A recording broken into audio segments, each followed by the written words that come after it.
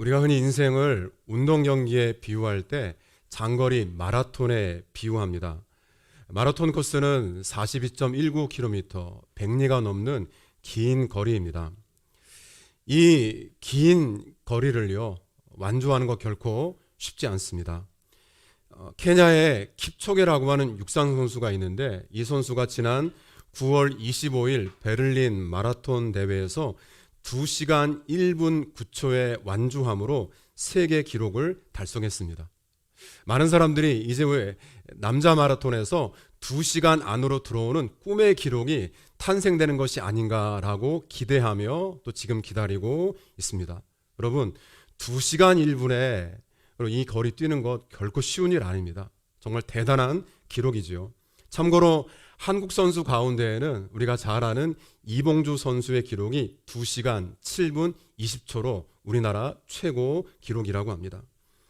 이 마라톤 경주에서 입상하는 선수들을 보면은요, 출발부터 10km, 20km, 30km, 그리고 30km를 지나서 마의 구간이라고 불리는 35km 내외 이 지점이 있는데, 이 지점을 4점 데드포인트라고 말합니다. 정말 심장이 터질 것 같은, 죽을 것 같은, 더 이상 내가 한 걸음을 내디디면 쓰러질 것 같은 그런 느낌이 오는 그러한 순간이 있는데, 선수들은 이 지점을 데드포인트 4점이라고 말합니다. 그리고 결승점까지, 그 어려운 고비를 넘기면서 결승점까지 속도가 일정합니다. 순위에 들어오는 선수들 보면은요, 출발서부터 그런 모든 뛰는 과정에 어려움이 있고 고비가 있지만 결승점까지 뛰는 속도가 일정합니다. 처음 출발할 때요, 정말 신나서 100m를 뛰는 것처럼 그렇게 뛰지 않습니다. 혹시 나보다 어떤 선수가 앞서 나가더라도 당황하거나 비교하거나 시기하거나 질투하지 않고 내 속도를 유지합니다. 고린도전서 9장 24절에 보면 사도 바울은요, 우리의 신앙생활을 운동장에서 다른박질하는 것에 비유합니다. 우리의 신앙생활을 저 운동장에서 마치 육상 선수가 뜀박질하는 것에 비유하고 있습니다. 구약성경 욥기라든지 전도서를 보더라도요, 경주자라는 표현이 자주 나옵니다. 신앙생활을 경주라고 할 때 우리 성도에게 꼭 필요한 한 가지의 태도, 자세가 있다면 속도를 유지하는 것입니다. 처음서부터 끝까지 마라톤 선수가 내 페이스를, 내 속도를 유지하는 것처럼 속도를 유지하는 것이 필수입니다. 출발할 때 10km, 20km를 지나서 30km를 넘어서서 마의 구간을 거치게 되고 결승점에 들어올 때까지 이 선수가요, 자신의 속도를, 일정한 속도를 유지하는 것처럼 우리 비전교회 성도들도 평상시에 코로나19의 팬데믹 시간, 전 세계 어떤 이 어려움을 우리가 다 겪지 않았습니까? 또 이제는 풍토병처럼 일상화되고 있는 엔데믹 시대에 접어들었습니다.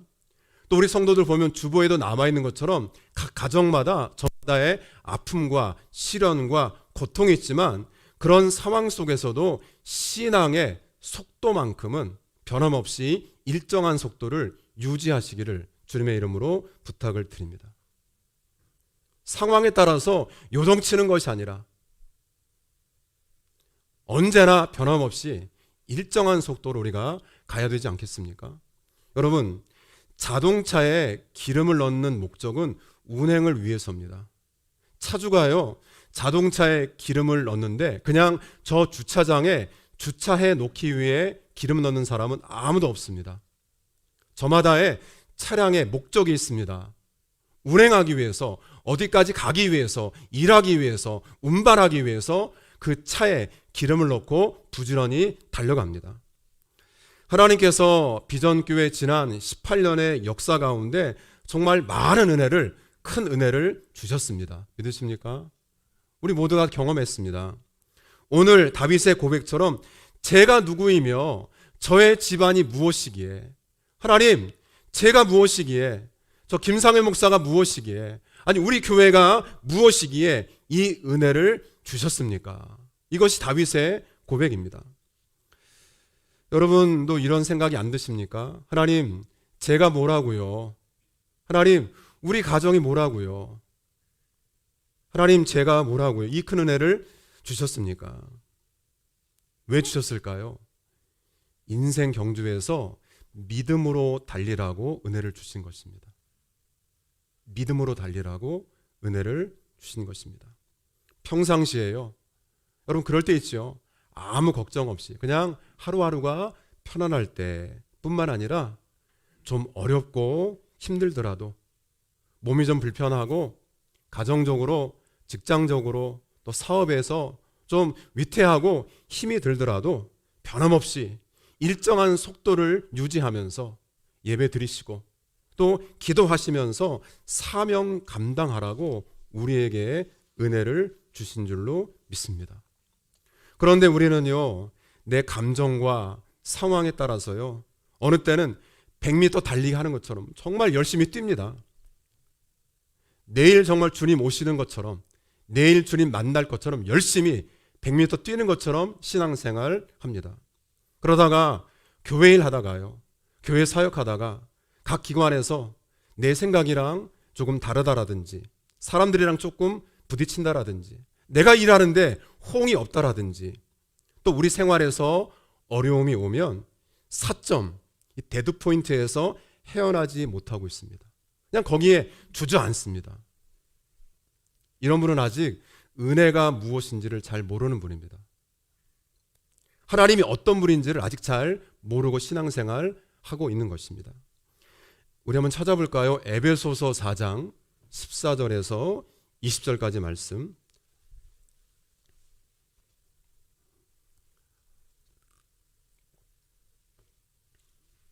사도 바울의 기도를 보면은요, 하나님이 어떠한 분인지, 우리가 받은 은혜가 어떤 은혜인지를 너무나 잘 표현해주고 있습니다. 같이 한번 읽겠습니다. 에베소서 3장 14절에서 20절 같이 읽지요.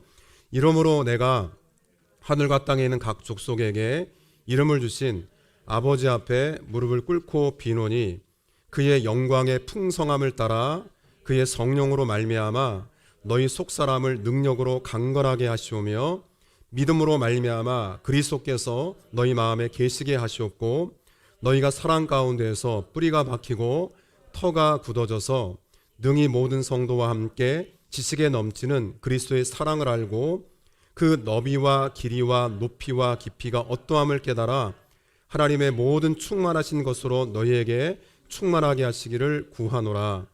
우리 가운데서 역사하시는 능력대로 우리가 구하거나 생각하는 모든 것에 더 넘치도록 능히 하실 이에게 교회 안에서와 영광이 대대로 영원 무궁하기를 원하노라. 아멘. 그럼 기도를 읽으셨는데 좀 마음이 어떠십니까? 전 이 바울의 기도를 대할 때마다 가슴이 뜁니다. 그 너비와 길이와 높이와 깊이가 어떠함을 깨달아. 하나님의 크기는 우리가 측량할 수가 없습니다. 우리 가운데 역사하시는 능력이 있는데요, 우리가 생각하고 기도하고 계산하는 것보다 더 넘치도록 능히 하실 분이 우리의 주님이십니다. 바울은 이 하나님을 알고 있었습니다. 이 하나님이 얼마나 크고 얼마나 위대한 분인지를 이 바울은 알고 있었기 때문에 그는 어떠한 고난 가운데서도 흔들림 없이 그의 신앙의 속도를 유지하고 있었습니다.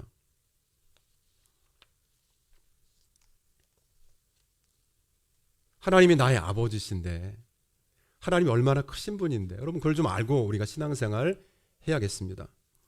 이것을 알았던 사람이 오늘 성경 본문에 나오는 다윗입니다. 다윗은 이 하나님의 은혜가 얼마나 큰지를, 내가 믿고 내가 섬기는 저 하나님이 얼마나 크고 위대한 분인지 알았기 때문에 그는 내 생활에 어떤 변화가 있더라도 변함없이 일정한 신앙 속도를 유지했습니다. 전쟁의 위협으로 쫓고 쫓기는 고난의 시간이 지나가고 이제는 주변의 모든 적들이 다 다윗 앞에 무릎을 꿇었습니다. 그야말로 나라가 태평성대에 이루었습니다. 다윗이 통일 왕국의 통일 이스라엘의 왕이 된 다음에 오늘 성경 본문 보니까 백향목으로 만들어진 고급 자재로 만들어진 궁궐에 거하면서 평안하게 지냈습니다. 우리 같이 오늘 본문입니다. 7장 2절 읽겠습니다. 7장 2절. 왕이 선지자 나단에게 이르되 볼지어다 나는 백향목 궁에 살거든 하나님의 괴는 아멘. 전쟁의 위협이 다 사라졌습니다. 나라 안팎에 걱정거리가 하나도 없습니다. 온 나라 가운데 평안하고 농사도 잘 되었고 더불어 다윗은 이제 전쟁이 없었기 때문에 평안하게 안전하게 백향목 고급 자재로 만들어진 저 넓은 궁궐에 거주하고 있었습니다. 그런데 이렇게 평안할 때 그냥 즐길만 할 때 다윗은 가장 먼저 누구를 떠올렸을까요? 하나님을 생각했습니다. 어려울 때뿐만 아니라 내가 잘 나가고 내가 잘 되고 있을 때에도 하나님을 먼저 생각했습니다. 보통 사람들이요, 어려울 때는 하나님을 간절히 찾습니다. 남 얘기가 아닙니다. 우리 이야기입니다. 어려울 때 육신의 질병이요, 가정 가운데 여러분들 생업에 위기를 우리가 맞게 되면 그 기도가 간절합니다. 기도 안 하는 분들도 그때는 기도합니다. 그런데 기도 응답으로 하나님이 평안하게 하시고 회복을 주시고 고쳐주신 다음에 그 다음에 우리는요, 기도하기보다는 즐기고 우리의 일상생활 우리가 살지 않습니까? 그런데 다윗은요, 평안할 때 하나님을 찾았습니다. 전쟁에 나아가서 적군과 마주하게 되는 위기 상황뿐만 아니라 그 전쟁을 다 겪고 난 다음에 태평성대 그 시절에도 하나님을 먼저 찾았습니다. 번영하고 형통할 때에도 하나님의 은혜를 잊지 않았습니다. 여러분, 다윗이 하나님을 먼저 찾고 하나님을 생각하는 그의 신앙은요, 하나님의 집에 대한 특별한 관심으로 나타납니다. 사무엘하 6장을 보면은요, 당시 법궤, 이 법궤는 하나님을 상징합니다. 이 법궤가 아비나답의 집에 수십 년 동안 방치되어 있다가 예루살렘으로 귀환한 다음에 장막에 천막에 놓여 있었습니다. 다윗이 이렇게 말합니다. 나단에게, 아니 나는 이렇게 호화롭게 잘 지어진 백향목으로 만들어진 궁궐에서 내가 잘 먹고 잘 지내는데 하나님은 하나님을 상징하는 저 법궤는 천막에 있는 것이 너무나 마음이 아픕니다. 일정한 신앙 속도를 유지했던 다윗, 어려운 시절뿐만 아니라 평안할 때에도 내가 잘 나갈 때에도 하나님을 먼저 생각했던 다윗의 신앙은 하나님의 집에 대한 특별한 관심으로 나타났습니다. 하나님의 궤는 하나님은 저 잘 지어진 성전이 아니라 천막으로 만들어진 저 장막에 거하는데 내가 이렇게 궁궐에서 잘 먹고 잘 사는 게 너무나 마음이 아픕니다 라는 것이 다윗의 고백이었습니다.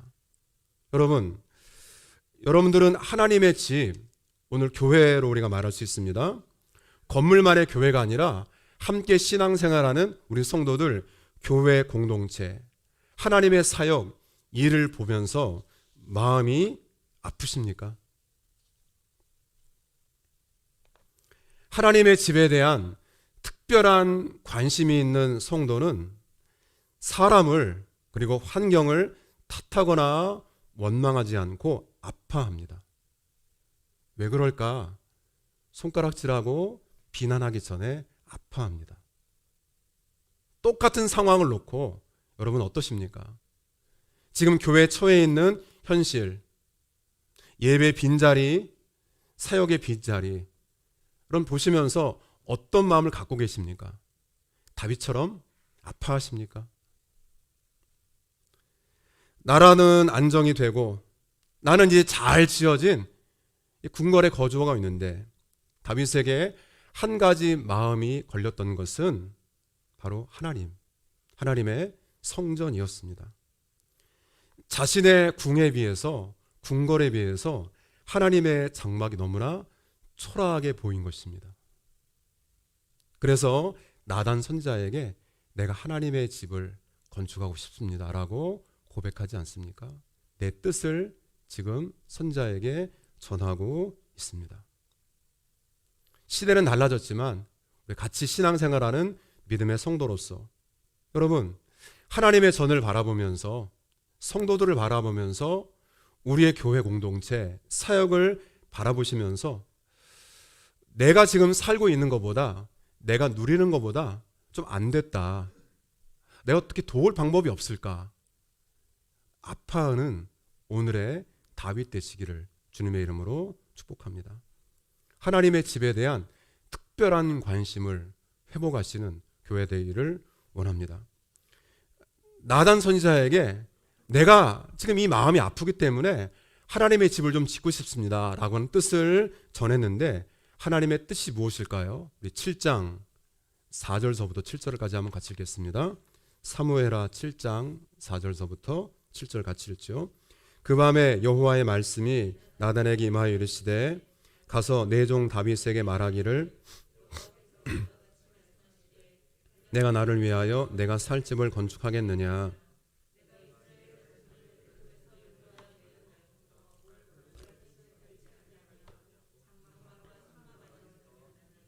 이스라엘 자손과 더불어 다니는 모든 곳에서 내가 내 백성 이스라엘을 먹이라고 명령한 이스라엘 어느 지파들 가운데 하나님이 내게 말하기를 너희가 어찌하여 나를 위하여 백향목집을 건축하지 아니하였느냐고 말하였느냐. 아멘. 하나님의 뜻이 무엇입니까? 하나님께서는요, 내가 이스라엘 어느 지파에게, 누구에게 백향목으로 성전을 지으라고 말한 적이 있느냐. 내가 특별히 어떤 이렇게 설계도를 주면, 이렇게 규모를 정해주면서 어떤 재료로 백향목으로 건축하라고 말한 적이 있느냐. 하나님께서는 다윗의 마음은 받으셨지만 성전 건축은 그 아들 솔로몬에게 이루겠다라고 말씀하셨습니다. 다윗의 마음과 다윗의 중심은 귀하게 보셨습니다. 여러분, 안타까워하실 필요가 없는 것이 다윗이 눈에 보이는 성전 건축은 못했지만 그의 마음에는요, 그 어떤 성전보다도 아름다운 성전이 이미 건축되어 있었습니다. 마음 가운데 하나님의 전을 향해서 아파하는 것, 이게 성전 건축의 재료 아닐까요? 나는 지금 이렇게 잘 살고 있는데, 내 처지는 그래도 이렇게 좀 나아졌는데, 하나님의 집은, 하나님의 성전은 왜 이렇게 장막, 하나님의 법궤는 장막이 있고 초라한지 마음 아파하는 그 시작이 다윗 마음에 이미 성전 건축이 시작이 된 것입니다. 비록 눈에 보이는 성전 건축은 그의 아들 솔로몬이 이루었지만 이미 다윗의 마음속에는 눈에 안 보이는 이 세상에서 가장 아름다운 성전이 건축되어 있었습니다. 그럼 다윗이 왜 성전을 건축하고자 했을까요? 여러분, 우리 교회가 왜 성전을 건축했습니까? 이유는 단 하나입니다. 하나님을 더 가까이 섬기기 위해서입니다. 다르게 말할까요? 하나님을 더 잘 섬기기 위해서입니다. 하나님의 사명을 감당하기 위해서였습니다. 하나님의 대답은요, 이미 내가 너와 함께 있다라고 말씀하십니다. 다윗의 마음을 받으신 것입니다. 다윗의 마음의 성전을 이미 받으신 것이죠. 하나님은 애굽에서 나오는 날부터 언제나 이스라엘 백성들, 다윗 시대뿐만 아니라 지금까지도 우리와 함께 하십니다. 목동 다윗을 왕으로 세우셨고, 그리고 더 나아가서 그를 통해서 이스라엘을 굳건하게 세우신 그 하나님은 우리도 지금, 우리의 인생도 지금 굳게 붙들고 계십니다. 그 하나님께서요, 다윗의 기도를 들으신 다음 이렇게 말씀하십니다. 오히려 다윗의 집을 세우시겠다고 언약하세요. 다윗은 하나님의 집을 세우겠다라고 기도했는데 그것은 마음만 받으시고 오히려 다윗의 집을 영원히 세우시겠다. 다윗의 집을 견고하게 세우시고 하나님과 다윗의 후손 관계가요 너무나 놀라운 축복입니다. 14절 한번 같이 보겠습니다. 14절 나는 그에게 아버지가 되고 그는 내게 아들이 되리니 그가 만일 죄를 범하면 내가 사람의 매와 인생의 채찍으로 징계하려니. 아멘. 다윗의 후손과 하나님의 관계가 어떤 관계가 됩니까? 부자 관계가 됩니다. 나는 그의 아버지가 되고 그는 나의 아들이 될 것이다. 다윗이 성전을 건축해 드린 것도 아닙니다. 그 마음에 하나님을 가까이 하고 싶은 특별한 관심과 소원이 있었는데 하나님은 그것을 받으시고 오히려 다윗의 집을 굳게 세우겠다라고 하는 언약을 맺어 주셨습니다. 놀랍지요? 하나님과 다윗의 후손 관계가 아버지와 아들 관계가 되었습니다. 자손 대대로 왕위를 견고하게 세우시겠다 약속하셨습니다. 더 놀라운 축복은 다윗의 후손으로 만왕의 왕 되신 예수 그리스도가 오셔서 온 세상을 구원하신 줄로 믿습니다. 이게 다윗이 받은 언약의 축복입니다. 여러분, 우리는요, 우리가 주일 한다라고 헌신합니다. 하나님 내가 어떻게 하겠습니다. 소원도 하시죠. 그런데 하나님께서 우리 인생을 세워주신 것입니다. 저와 여러분들의 마음을 받으시고 중심을 받으시고 교회를 향한 주님의 전을 향한 주님의 일을 향한 특별한 관심. 코로나를 겪고 있지만 변함없이 일정한 신앙 속도 유지하는 성도들의 그 발걸음에 축복하셔서 지금까지 우리가 달려온 것입니다. 23절 한번 같이 읽겠습니다. 23절 땅에 어느 나라가 주의 백성 이스라엘과 같으리까 하나님이 가서 구속하사 자기 백성으로 삼아 주의 명성을 내시며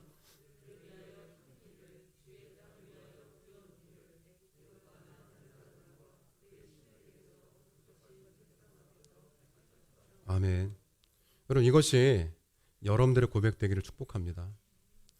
땅에 어느 나라가 이 땅 가운데 어느 교회가요 이 땅 가운데 어느 성도가 우리와 같은 복을 받은 교회 성도가 있겠습니까?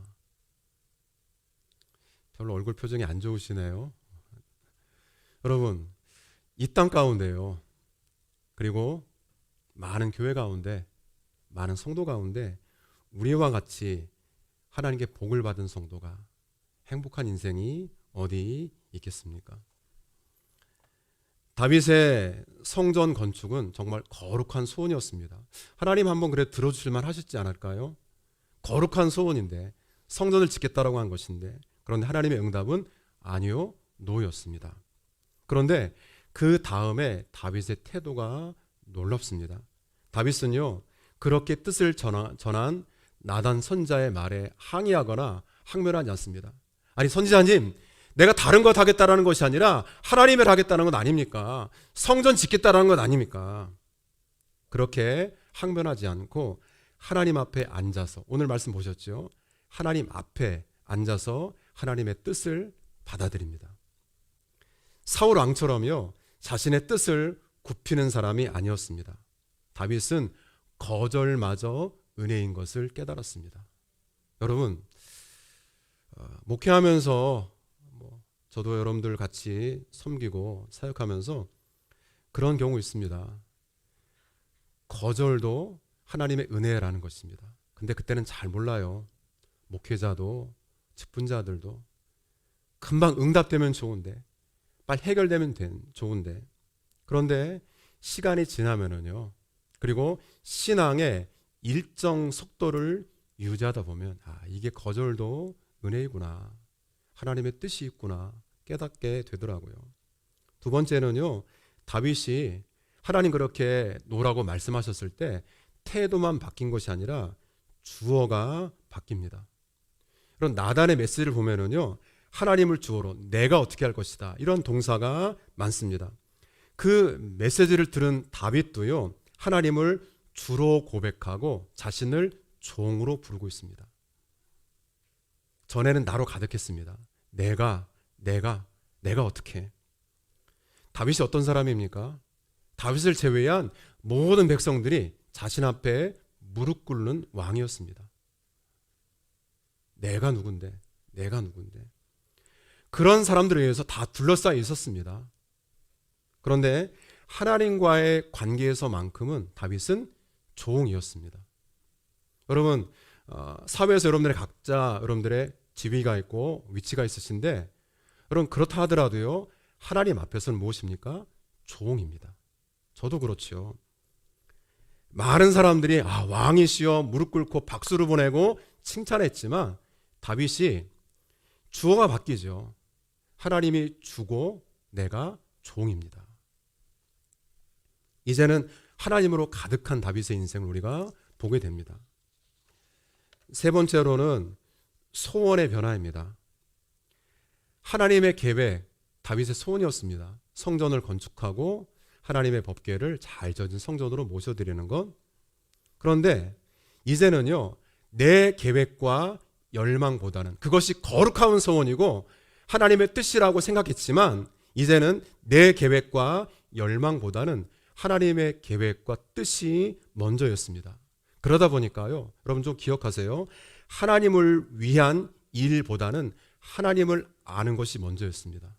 여러분, 일보다 하나님 아는 게 먼저입니다. 이게 다윗이 기도 응답 안 된 것을 통해 바뀐 세 번째 소원의 변화였습니다. 하나님의 일을 하는 것보다도 이게 하나님의 뜻이구나, 하나님을 더욱더 아는 일이 그의 인생의 첫 번째가 되었습니다. 제가 무엇이기에, 저의 집안이 무엇이기에, 우리 교회가 무엇이기에 이 은혜를 주셨습니까? 여러분, 하나님 앞에 고백하시면서, 비록 다윗이 성전 건축은 못 이뤘습니다. 그렇지만은 그의 마음의 성전은 어느 성전보다도 아름다운 성전이었죠. 하나님 그것을 받으시고 다윗과 언약을 맺으셨습니다. 그 이후에 다윗의 태도가 바뀌었죠. 거절마저도 은혜인 것을 여러분 깨달으시기 바랍니다. 인생의 주어가 바뀌셔야 됩니다. 소원도 바뀌세요. 하나님의 일을 하기 이전에 하나님을 아는 것이 먼저인 우리 비전교회 성도가 되셔서 하나님이 다윗에게 언약하신 다윗의 언약의 놀라운 축복이 우리 교회 가운데, 우리의 삶 가운데 흘러넘치기를 주님의 이름으로 축복합니다.